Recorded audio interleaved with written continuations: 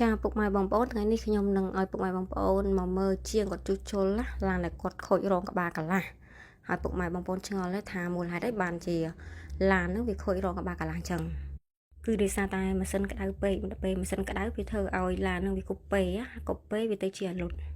ហើយបញ្ហាដែលអាលុតនឹងគឺវាមកពីធុងទឹកយើងអាចធុងទឹកយើងលិចឬក៏ធុងទឹកយើងអត់បានចាដោយសារវាអស់ទឹកអញ្ចឹងទៅវាធ្វើឲ្យកណ្ដៅម៉ាស៊ីននឹងឡើងហើយវាធ្វើឲ្យរងកន្លះនោះវាមានបញ្ហា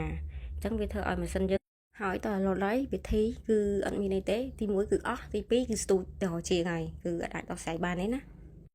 អញ្ចឹងបងប្អូនឆ្ងល់ហើយតើត្រូវធ្វើម៉េចដើម្បីកុំឲ្យមានបញ្ហារងក្បាលកន្លះ